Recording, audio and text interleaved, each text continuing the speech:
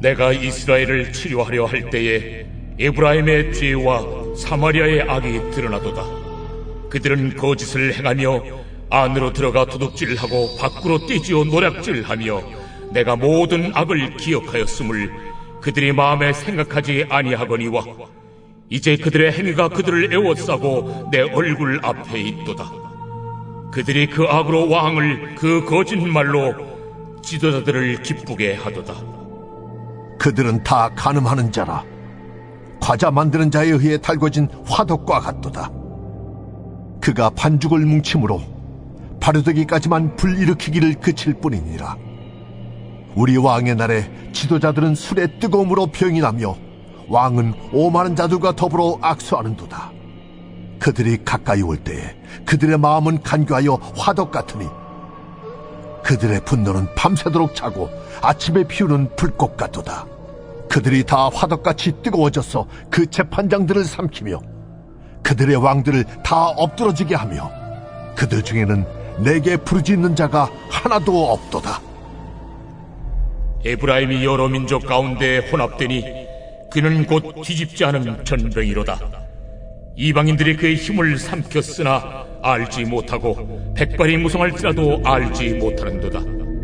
이스라엘의 교만은 그 얼굴에 드러났나니 그들이 이 모든 일을 당하여도 그들의 하나님 여호와께로 돌아오지 아니하며 구하지 아니하도다.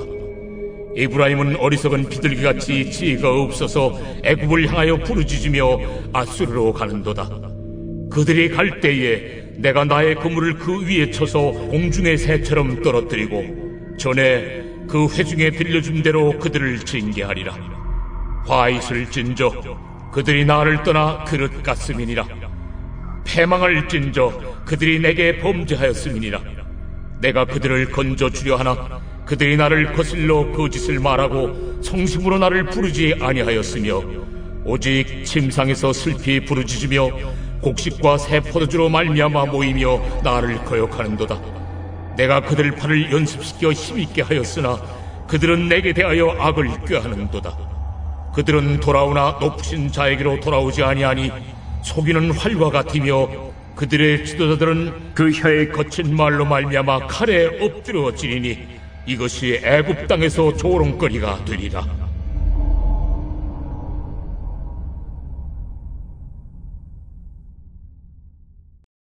오늘 여러분 말씀을 읽으셔서 알겠지만 꽤 긴 말씀이에요. 1절부터 16절까지 긴 말씀이라서 전체를 다 나누기는 쉽지 않을 듯 하지만 제가 최대한 함께 나누면서 말씀을 묵상하도록 하겠습니다. 호세아서를 묵상하면서 느낀 것은 하나님께서는 호세아를 배신하고 다른 남자와 바람이 나서 갔던 그 고멜 같은 그 이스라엘 백성들을 우상 숭배하는 그런 백성들을 다시 심판하실 것이다, 징계하실 것이다 하면서 계속 곳곳마다 하나님은 그들에게 돌아오라, 값을 치르고 또 데려오시고 그리고 다시 또 그들에게 소망을 주시고 그리고 징계하시고 심판하신다 선언하시고 이런 것이 반복되는 것을 보게 됩니다. 만약에 저라면 제가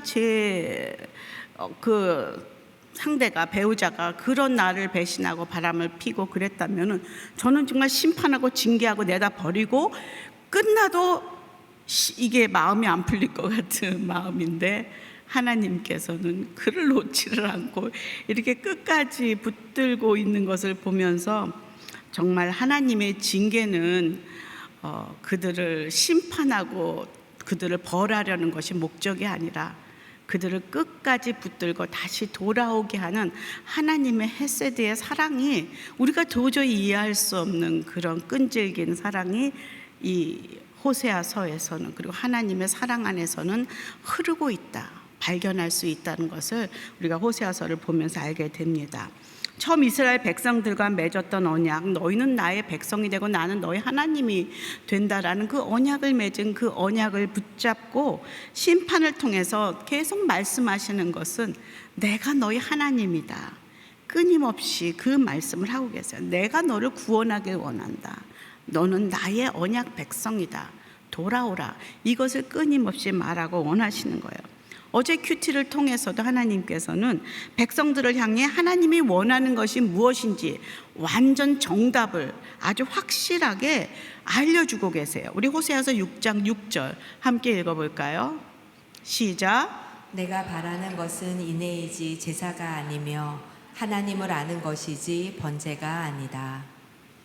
완전 정답을 적어주셨어요. 하나님이 원하는 게 뭔지를 우리가 애매모호하면은 절대로 알 수가 없는데, 확실하게 하나님이 원하시는 것은 어떤 제사나 예배나 뭐 형식적인 이런 것이 아니라 첫 번째로는 인애래요. 여기서 인애라는 헤세드라는 그 히브리 단어는 하나의 한국말로 설명하기가, 여기는 인애라고 표현했지만 이것은 뭐 신실함일 수 있고 충성일 수 있고 사랑일 수 있고 은혜일 수 있고 또 어떤 진실함일 수 있고, 이 헤세드 안에 있는 수많은 DNA들이 이런 귀한 그런 하나님의 성품이 들어가 있다는 것을 알게 됩니다. 하나님이 우리를 향한 그 사랑의 그 속 안에 에센스가, DNA가 바로 이 헤세드라는 거예요. 그것을 하나님은 우리에게 주고 계시고 그것을 주고받길 원하십니다. 또 하나는 하나님을 아는 것이지 니네들이 재물 드리고 돈 갖고 오고 헌금하고 이런 번제 드림이 아니다. 여기서 안다라는 것은 물론 understand라는 그런 의미도 있지만, 또 이것은 언제 쓰이냐면 신약의 그 천사가 마리아에게 와서 수태고지를 내가 아들을 낳을 것이다 할 때, 내가 남자를 알지 못하는데 어떻게 그런 일이 있겠습니까? 라는, 거기 알다라는 단어에 이 야다라는 히브리어가 사용되고 있다는 거예요. 이것은 뭐냐면 남자와 여자가 함께 한 몸이 되는 것을 의미하거든요.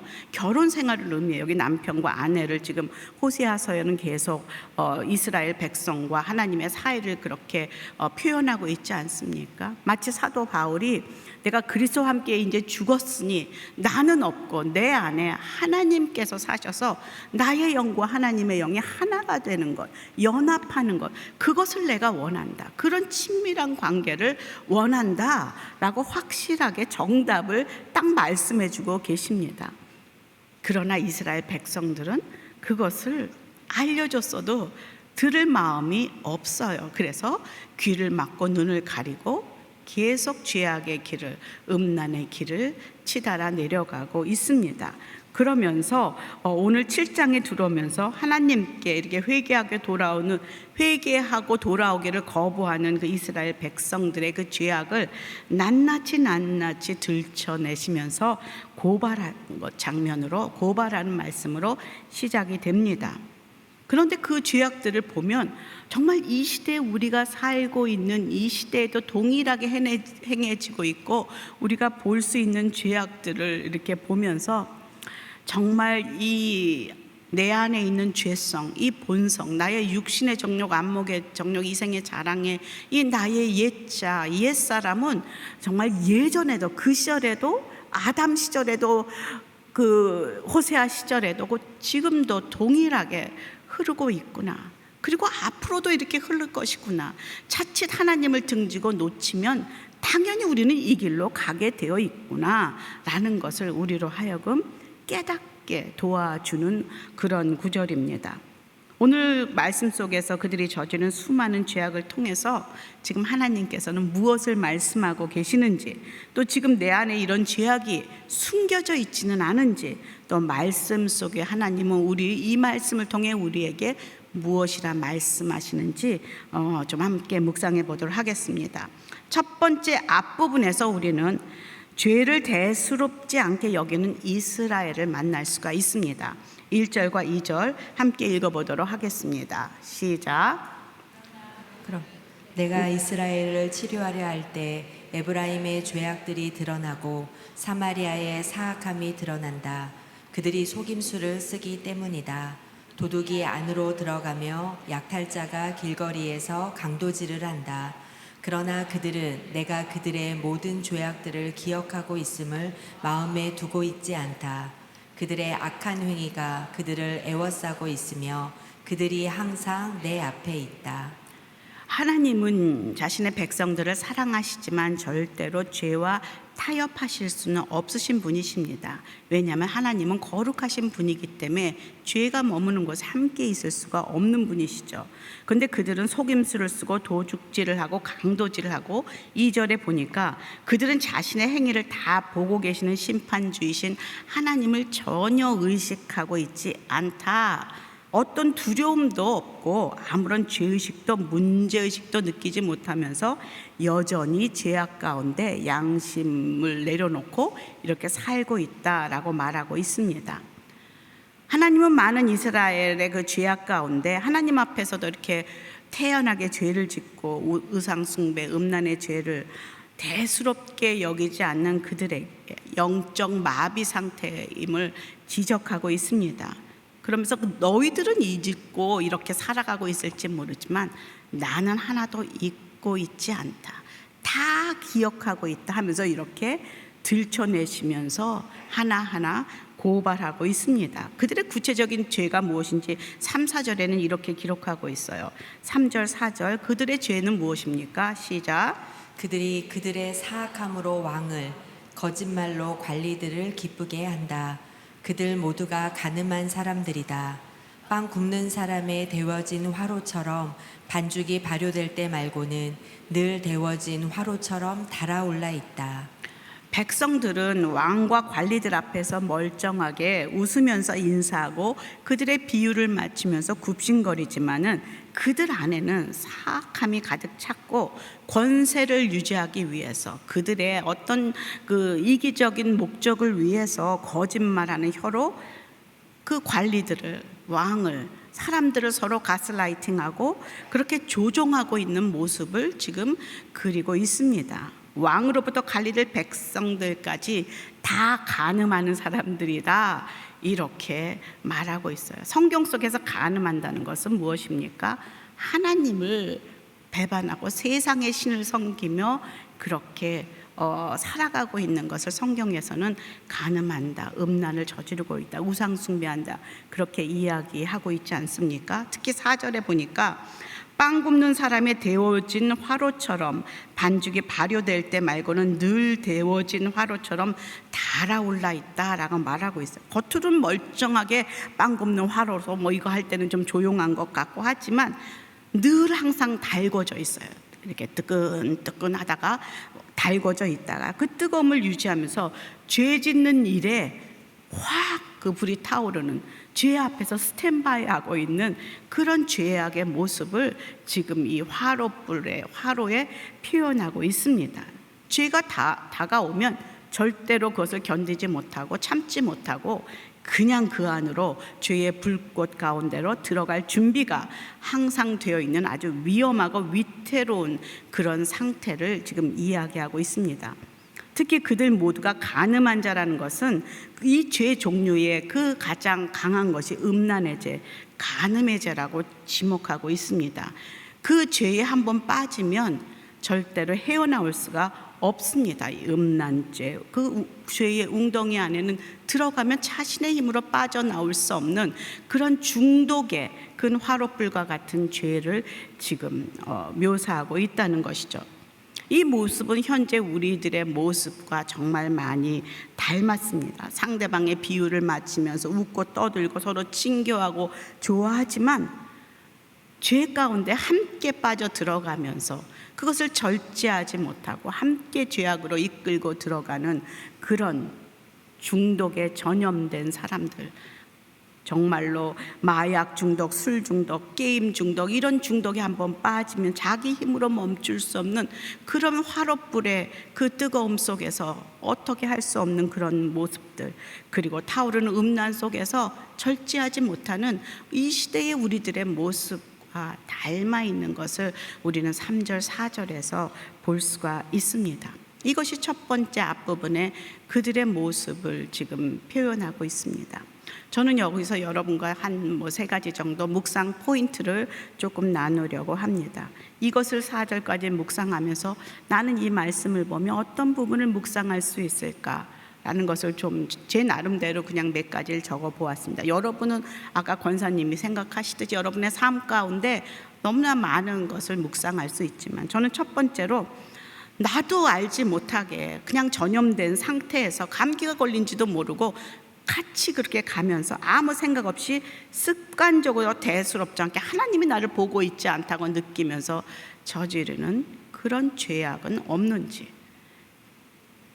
나를 들여다보고 그것을 하나님에게 들춰달라고 가르쳐달라고 그렇게 하나님 앞에 나아가는 그런 묵상이 필요하고, 또 내 안에 숨겨진 음란의 화롯불은 없는지, 내가 정말 이러고 싶지 않은데 나는 왜 자꾸 저 남자에게, 나는 왜 자꾸 저 여자에게 자꾸 마음이 끊지 못하는 이런 죄악은 내 안에 없는지, 하지 말아야 될, 맺지 말아야 될 관계를 맺으며 괜히 합리화하고 그러고 어쩔 수밖에 없는 이유를 남에게 돌리며 그렇게 이어가고 있는 그런 죄는 없는지, 또 세 번째로 이런 그 시대 이스라엘 백성들의 시대와 똑같은 그런 상황이 벌어지는 그런 많은 것들을 우리가 TV나 뉴스나 이런 데서 보면서 민족의 죄 앞에서, 또 우리 가정과 내 이웃의 그 죄 앞에서 나는 무엇을 어떻게 기도해야 하는지 하나님 앞에 나아가 기도하는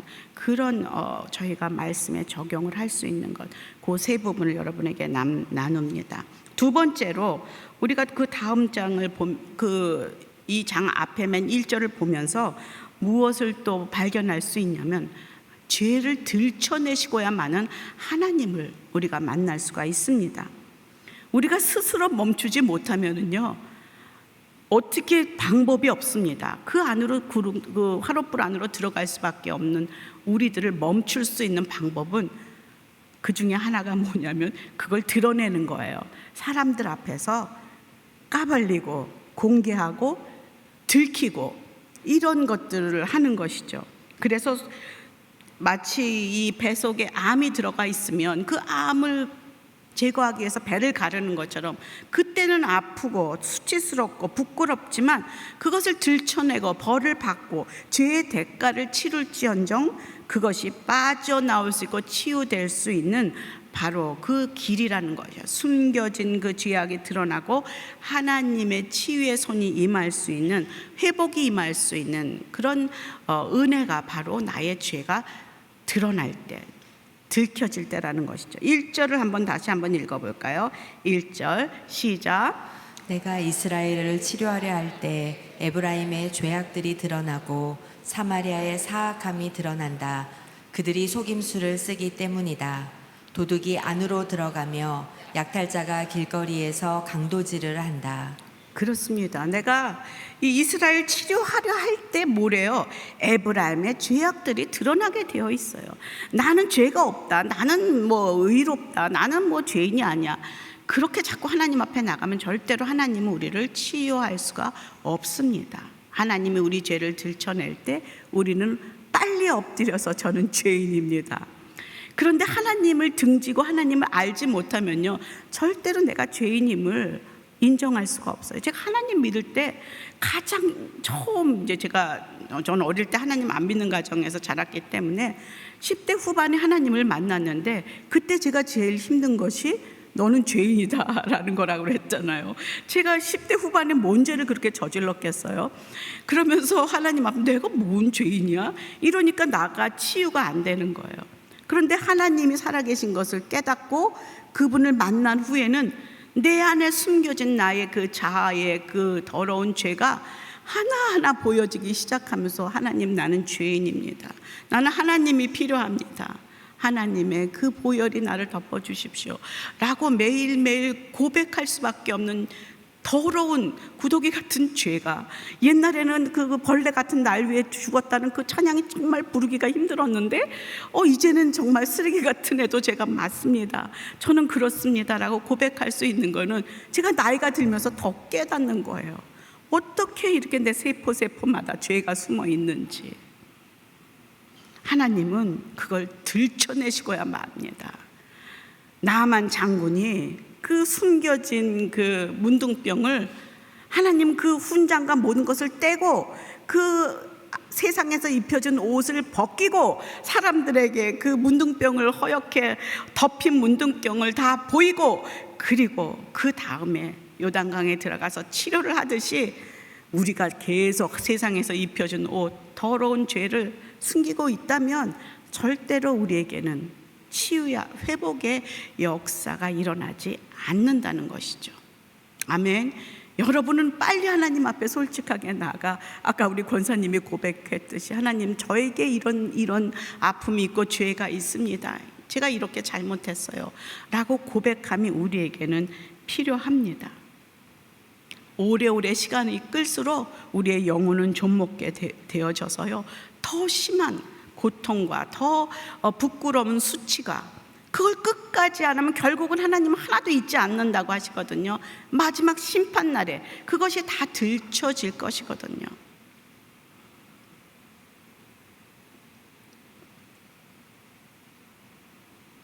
그래야만 정말 나는 아무것도 아니구나, 나는 죄인이구나, 그거를 깨달을 수 있습니다.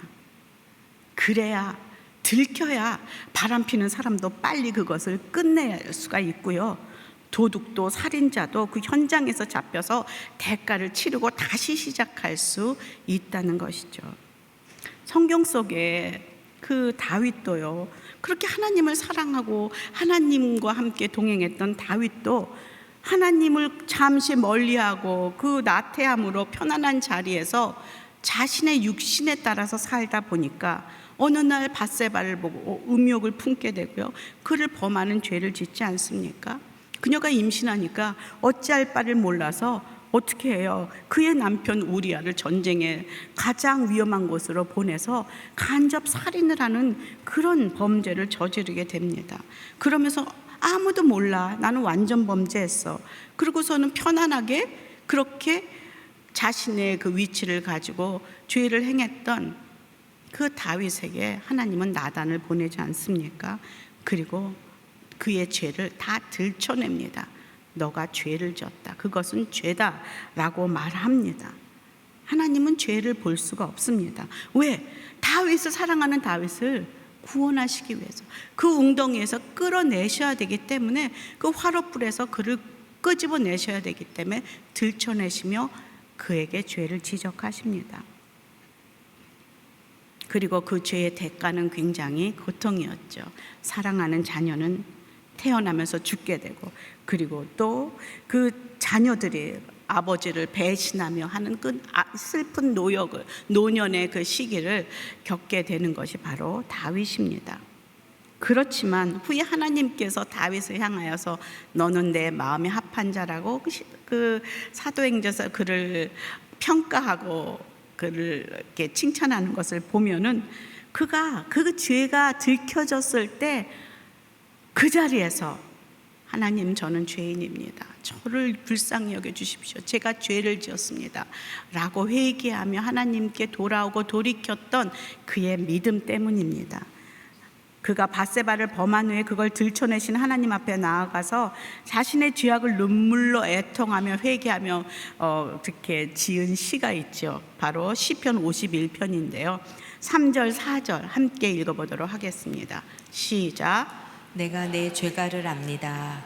내 죄가 나를 떠나지 않습니다. 내가 주께, 오직 주께만 죄를 지었고 주 앞에서 악한 일을 저질렀습니다. 그러니 주의 말씀이 오르시고 주께서 순전하게 판단하실 것입니다. 아멘. 그리고서는 또 시편 51편 16절에서 17절 그는 이렇게 고백합니다. 16절 시작. 주께서는 제사를 기뻐하지 않으시니 그렇지 않았다면 내가 제사를 드렸을 것입니다. 주께서는 번제도 즐거워하지 않으십니다. 하나님께서 바라시는 제사는 상처받은 영혼입니다. 오 하나님이여, 주께서는 상처받고 뉘우치는 마음을 외면하지 않으십니다. 우리 어제 큐티에서 이야기했지 않습니까? 주께서 바라는 것은 인내지 제사가 아니고 하나님을 아는 것이지 번제가 아니다 라는 것을 호세아서 이야기했는데 6장에서 그것이 다윗은 한참 전에도 하나님과 친밀한 관계를 맺었던 다윗은 알고 있었습니다. 하나님께서 무엇을 원하는지, 번제를 즐거워하는 것, 그것이 아니라는 것을, 내가 하나님 앞에 상처받은 영혼으로 그대로 나아가 그에게 뉘우치고 하나님에게 그 나아가는 그 모습, 사랑으로 그에게 다시 돌아가는 그런 모습, 그를 아는 것, 그것을 더 원했다는 것을 지금 말씀을 통해서 동일하게 이게 연결이 되는 것을 보면서 이것은 그때나 호세아 시절이나 지금도 우리가 하나님 앞에 나아갈 때 붙들어야 될, 우리의 회복돼야 될 모습이라는 것을 깨닫게 됩니다. 이 사건은 오히려 다윗에게 은혜입니다. 왕위에 오른 후에 영적으로 좀 해이해져 가지고 다윗이 마치 하나님이 안 계신 것처럼 그렇게 죄악을 저지르지 않습니까? 그것을 하나님이 들춰내시고 다시 하나님이 그를 회개하도록 돌아오시게 한 것은 바로 재수가 없어서 들킨 것이 아니라 하나님의 그 심판 이전에 다윗이 다시 하나님에게로 돌이키기 원하시고 그를 다시 구원하시기 원한 하나님의 사랑의 회초리요, 그리고 그를 다시 용서하시고 구원하시기 원하시는 하나님의 헤세드의 사랑이라는 것이죠. 하나님의 백성들이 아직도 들키지 않고 숨겨놓은 죄가 지금 있다면 빨리 자진해서 들춰내시고 하나님 앞에 나아가는 것이 훨씬 더 좋습니다. 예전에 제가 가끔 이제 설교 가운데 말하는 우리 둘째 아들이 어렸을 때 처음 학교를 갔는데 하루 제가 책가방 검사하다가 걔 안에 그 책가방에서 돈 몇천 원을 발견한 거예요. 그날따라 왜 제가 책가방 검사를 했는지 잘 쌌나? 깜짝 놀라서 왜 웬 돈이야? 이랬는데 그 돈이 바로 이제 그 식탁에 놔뒀던 어떻게 이제 장보고 놔뒀던 돈을 훔쳐 넣은 거예요. 그러니까 저도 깜짝 놀라고 자기도 깜짝 놀라고 이제 이렇게 된 거죠. 그래서 제가 이제 학교를 가야 될 시간이지만 이거는 도둑질이에요. 처음 이제 걔의 죄악을 들켜버린 것이죠. 제가 회초리를 들고 걔한테 했더니 걔가 그러는 거예요. 나 처음 했는데. 그러는 거예요. 처음 했는데 들켜버린 거예요. 그러니까 자기 나름대로는 재수가 나빴다, 운이 안 좋았다 이렇게 생각할 수 있잖아요. 하지만 나는 그 아이에게 하나님이 참 너를 사랑하시는구나, 이건 은혜다, 바늘도둑이 소도둑 된다고 내가 처음에 들켰으니, 이게 들춰졌으니 네가 여기서 이것이 얼마나 나쁜 건지, 하나님이 기뻐하시지 않는 그런 죄악인지 네가 하나님이 가르쳐 주시는 거야, 너를 사랑하시는 거지 하고서는 걔 매를 맞았을까 안 맞았을까요? 예, 맞고 그리고 학교에 간 적이 있습니다. 걔는 그것을 잊지 못할 거예요. 처음 자기가 죄악을 저질렀을 때 하나님이 들춰내시며 했던 그런 모습, 그래서 그것이 그 아이에게는 은혜였어요. 참 아이들 키우면서 그런 일들이 많지 않습니까? 음란 비디오보다 들킨 우리 큰아들도 고등학교 때 막 나도 어떡하나, 걔도 어떡하나, 제가 그 얘기 막 자주 하잖아요. 걔도 너무 놀라는 거예요. 그랬더니 들켰어요. 어떡하겠어요? 걔가 더 웃겨요. 엄마, 나도 이게 죄인 줄 아는데 나에게 이걸 안 볼 능력이 없네. 걔한테는 멈출 능력이 없어요. 맞아요. 아까 그랬잖아요. 이 화롯불 속에 있는 음란을 우리에게 멈출 능력이 없는 거예요. 그것을 걔를 붙들면서 너는 왜 능력이 없니? 너는 왜 자꾸 보지 말라는데 보니? 너는 왜 자꾸 게임 중독하니? 막 이러면서 아무리 흔들어 봤자 걔에겐 능력이 없다니까요. 걔를 거기서 꺼낼 수 있는 사람은 오직 하나님밖에 없어요. 하나님의 능력이 그 아이를 붙잡고 하나님 앞에 나가야 돼요. 걔뿐만이 아니라 뭐 음란 비디오겠어요? 우리 여성들은, 엄마들은 또 우리가 놓지 못하는 얼마나 다른 중독의, 다른 또 죄악의 모습이 우리 안에 있습니까? 끊을래도 끊지 못하는 그래서 하나님 앞에 나아갈 수밖에 없는 그런 내 안의 미움과 내 안에 이런 하나님이 기뻐하시지 않는 죄성의 모습들, 나의 옛사람의 모습들이 얼마나 많이 있어요. 그때마다 우리는 고백하면서, 우리 권사님이 그렇게 고백하면서 나아갔던 것처럼 우리도 매일매일 고백하면서 나아가야 하는 이유는 그래야 하나님의 치유의 손길이 임하기 때문입니다. 그것이 치유되지 않고 계속 쌓이면 그 죄가 불어나고 나는 상처가 불어나고 한이 맺히고 그것이 나를 먹게 되는, 죄가 나를 집어삼키는 그런 결과를 갖고 오게 되는 것이죠. 하나님 우리를 구원하길 원하십니다. 우리에게 은혜를 베풀기 원하시는 것이죠. 빨리 하나님 앞에 두 손 들고 나가서 제가 죄를 지었습니다. 정결한 마음 주십시오. 나에게 다시 정직한 영을 새롭게 하여 주시옵소서. 다윗이 노래했던 그 시편 51편처럼 우리도 하나님 앞에 그런 고백을 드려야 한다는 것이죠. 저는 여기서 큐티하면서 저 같으면 이런 찬양을 좀 불렀으면 좋겠어요. 나의 죄를 씻기는 예수의 피밖에 없네. 정말 그것을 부르면서 주님 앞에 나아가길 원합니다. 인내하진 구세주여 날 부르세요. 죄인 오라오시되 내가 나아갑니다 하는 그런 찬송가들을 여기서 부르시면서 하나님에게 고하는 그런 시간들이 오늘 큐티를 하면서 여러분들이 드릴 수 있는 것이죠. 묵상 포인트 한 3개만 여러분과 나눠볼까요? 묵상 포인트 3개는, 하나는 그렇게 죄를 고백했을 때 나를 용서하시고 치유하시는 하나님의 손길을 경험한 적이 있는가. 2번째 한번 읽어볼까요? 시작. 시는 하나님을 묵상해 보자. 나의 모든 행위를 다 아시고 나를 늘 바라보신다고 아까 그러셨잖아요. 너는 나를 잊었어도 나는 절대로 너를 잊지 않는다. 나의 모든 행위를 바라보신 하나님. 3번 한번 읽어볼까요? 뜨겁게 달궈진 화로처럼 내 안에 절제할 수 없는 죄악이 있는가. 예, 그렇습니다. 뜨겁게 달궈진 화로처럼 내 안에 이렇게 절제할 수 없는 그런 어떤 죄악들이 있는지 그것을 빨리 하나님 앞에 가지고 나가 들추는 그런 은혜가 있길 원합니다. 5절에서 7절 함께 읽어보겠습니다. 왕의 축제날에 관리들은 포도주로 벌겋게 취하고 왕은 조롱하는 사람들에게 손을 내밀었다. 새 왕을 세우려고 음모를 꾸미는 사람들의 마음은 화로처럼 달아오른다. 저녁 내내 부풀리고 있다가 아침에 불꽃처럼 타오른다. 그들 모두가 화로처럼 뜨겁다. 그들이 자기의 재판관들을 삼켜버렸다. 그들의 왕들 모두가 쓰러지고 그 가운데 나를 부르는 사람은 아무도 없었다. 5절에서 7절은 호세아 시대에 벌어지는 그 사회의 타락상, 그런 부패의 현장을 지금 적나하게 표현하고 있는 구절입니다.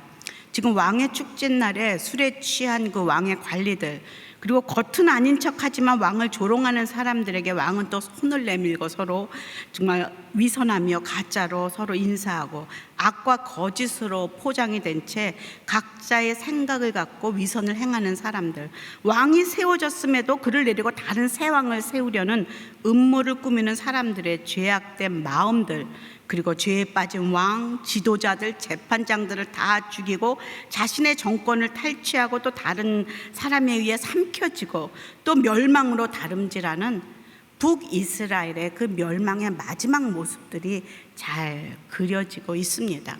여로보암 2세에 그가 죽은 후에 그 30년의 그 멀지 않은 그런 시간 동안에 왕이 6명의 왕이 세워집니다. 그런데 그 중에 5번이 다 구테타로 의해서 세워지는 거예요. 그러니 얼마나 나라가 정신이 없습니까?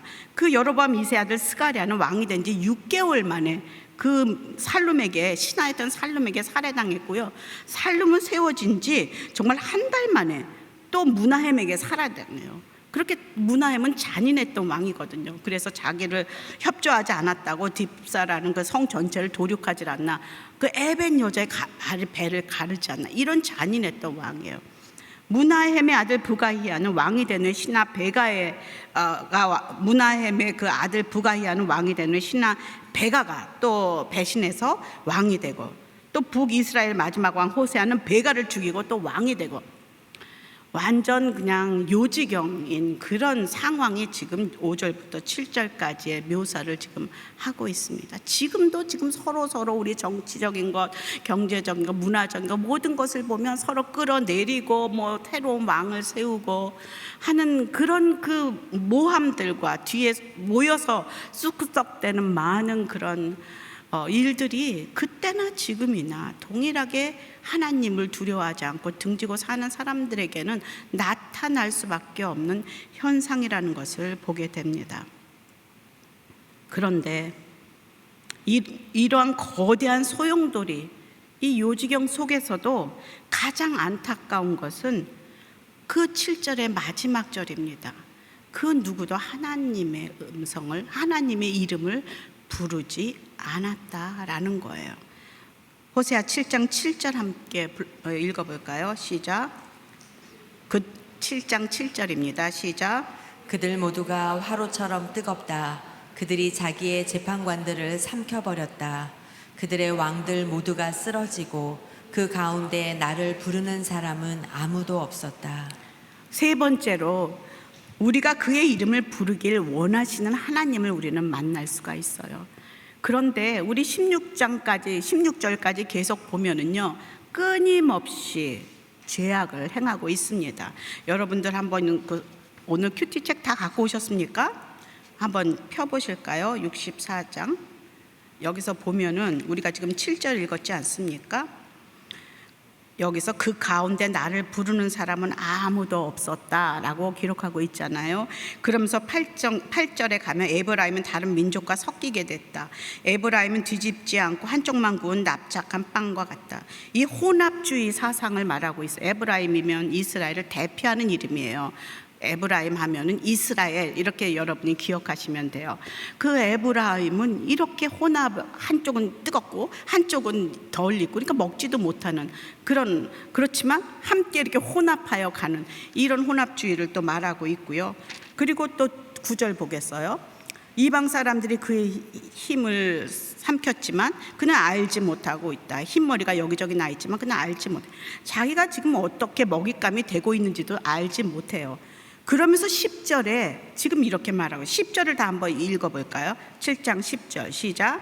이스라엘의 교만이 그의 얼굴에 증거하고 있지만 이 모든 것에도 불구하고 그는 그의 하나님 여호와께 돌아오지도 않고 그를 찾지도 않는다. 뭐래요? 이름됨에도 불구하고 돌아오지도 않고 찾지도 않고 있다 라고 또 한 번 말하고 있지 않습니까? 그리고 다시 에브라임에 대해서 나와요. 이 북이스라엘은 쉽게 속아 넘어가는 비둘기 같다. 어리석은 비둘기예요. 방향을 잃었어요. 그들은 이집트를 부르고 아시리아를 가. 결국은 나중에 아수르에게 끌려가지 않습니까? 결국 그 자기의 의지가 되지 않는 그런 이집트 아수를 의지하고 가는 거기에 방향을 잃어버린 그런 비둘기 같다라고 어리석다 말하고 있어요. 12절엔 그들이 갈 때 내가 그 그물을 그들 위에 던져서 그들을 하늘의 새들처럼 끌어내릴 것이다. 그들이 모여드는 소리를 들리면 내가 그들을 징계할 것이다. 하나님은 그냥 놔두시지 않겠다는 거예요. 왜 그렇게 쫓아오셔서 하나님은 계속 막으셔요? 돌아오기를 바라는 하나님의 마음이에요. 그래서 13절 보니까 그들에게 화가 있을 것이다. 그들이 내게서 떠났다. 그들이 멸망이 있을 것이다. 그들이 내게 반항했기 때문이죠. 내가 그토록 그들을 구속하려고 하는데도 그들은 내게 거짓말을 계속하는 거예요. 그래서 14절에 또다시 뭐라고 얘기해요? 14절 읽어볼까요? 시작. 침대에 누워서 부르짖을 때도 그들은 마음으로 내게 부르짖지 않는다. 그들이 곡식과 새 포도주를 놓고서 함께 모여도 내게서 등을 돌렸다. 여기 또 한 번 부르짖지 않는다라고 말하고 있습니다. 침대에서 이렇게 누워 부르짖지만 그것은 마음이 없는 부르짖음이에요. 중언부언 기도하면서 마음에도 없는 거, 하나님 잘못했어요 하지만 전혀 잘못이 하지 않는 그런 모습을 지적하고 있어요. 곡식과 새 포도주로 교회에서 애찬을 하고 함께 믿음의 공동체로 순예배를 드려도 진심이 없다는 거예요.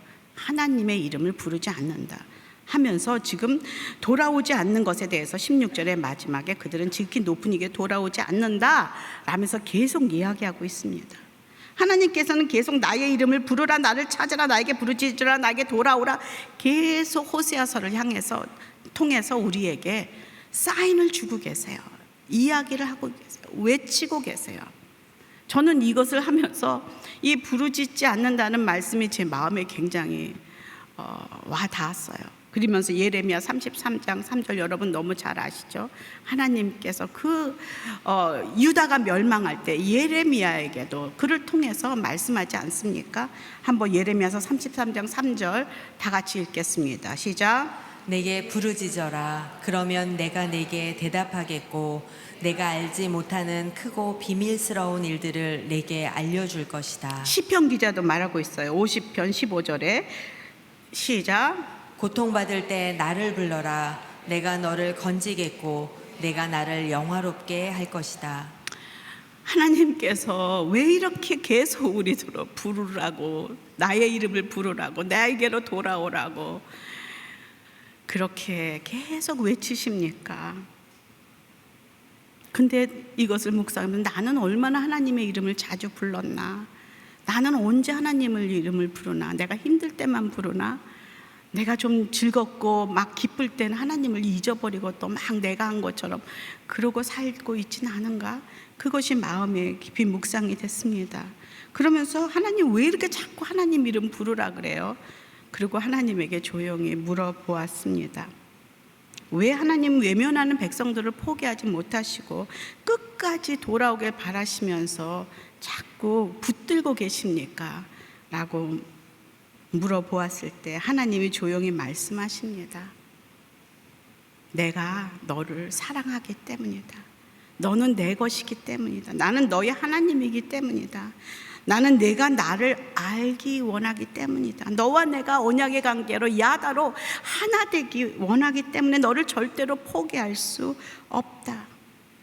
이 말씀을 제가 이렇게 생각을 하면서 마음이 좀 먹먹해지고 하나님의 사랑의 고백 같아서 제가 눈물이 납니다. 제가 이 호세아서를 묵상하면서 이렇게 지루하고 뭐 이렇게 계속, 그런데 이 돌아오라를 붙들면서 부르짖으라를 붙들고 하나님 앞에 앉으니까 눈물이 나는 거예요. 하나님이 이거였군요. 하나님의 사랑이 이 안에 계속 밑에 흐르고 있는 하나님의 그 헤세드의 사랑, 그 심판과 어려움 가운데에서도 흘러가고 있는 이 사랑. 성경을 꽉 짜면 아가페 사랑이 짜진다고 그러지 않습니까? 호세아서를 꽉 짜면은 헤세드의 사랑이 나온다고 합니다. 근데 하나님의 사랑, 이 사랑은 인간에게 없는 사랑 같아요. 나는 도저히 이 사랑을 할 수가 없어요. 하나님에게 고백합니다. 하나님의 사랑은 나의 사랑과 질이 달라요. 그 출처가 달라요. 그런데 하나님께서 말씀하시죠. 그 사랑 내 안에 있다. 내가 네 안에 살면 그 사랑이 네 안에 있다. 너와 내가 하나가 야다가 되면, 알게 되면 서로 네가 내 안에 내가 너 안에 영적으로 하나가 되면 그 안에 내 사랑이 내 안에 있다. 그것은 너에게 속한 거요 또 나에게 속한 것이다 라고 말씀하십니다.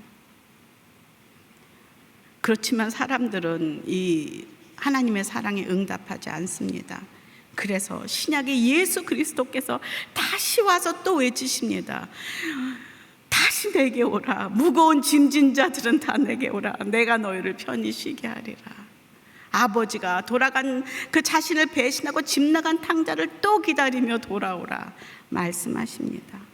성경이 끝나는 그 계시록 22장 17절에 또 이렇게 마지막에 말씀하십니다. 함께 읽어볼까요? 계시록 22장 17절, 오늘 마지막 절입니다. 시작. 성령과 신부가 오라고 말씀하십니다. 이 말을 듣는 사람은 오라고 외치십시오. 목마른 사람은 오십시오. 원하는 사람은 생명수를 값없이 받으십시오. 아멘. 이게 하나님의 사랑입니다. 끝까지 포기하지 아니하고 계시록에서까지 우리를 초청하시고 나의 이름을 부르고 오라고 부르시는 하나님의 사랑. 그러나 아무리 노력해도 우린 이 사랑을 할 수가 없다 그랬죠. 그런데 한 가지 확실한 것은 하나님이 나를 얼마나 사랑하시는지를 내가 깨닫는 만큼, 경험한 만큼, 그것을 인정하는 만큼 나의 사랑의 깊이는 깊어질 거라는 거예요. 하나님을 향한 나의 그 사랑의 넓이는 넓어질 거라는 것이죠. 중요한 것은 그 사랑이 나에게 얼마나 다가오는가, 나를 얼마나 붙잡고 있는가, 내가 그 사랑에 얼마나 매여서 살고 있는가가 우리의 하나님을 향한 사랑의 질을 형성합니다. 아무리 입으로 하나님 제가 사랑해요, 아니요, 사랑하지 못해요. 우리는 조건부예요. 하나님이 이것을 나를 주시면 내가 사랑해요. 이것이 잘 되면 사랑해요. 그러나 하나님의 사랑은 자신의 생명까지 주시며 사랑하신 나를 향한 그 사랑을 내가 경험하고 그 사랑에 눈물겨워 감동하고 그 사랑에 젖을 때, 그때 우리는 하나님을 향하여 다시 나아가며 저도 하나님 사랑합니다, 그런 고백이 있을 줄로 믿습니다. 여기 묵상 포인트 3개만 또 마지막 나누도록 하겠습니다. 나는 언제 하나님의 이름을 부르는가? 여기서 부르짖으라 부르라 계속 돌아오라 이야기하고 있는데, 나는 언제 하나님의 이름을 부르는가? 내가 힘들 때만 부르고 있지는 않은지, 평상시는 내가 이방 신을 부르고 있지는 않은지, 만모니즘을 부르고 있지는 않은지, 내가 하나님의 사랑을 깊이 느껴본 때는 언제인가?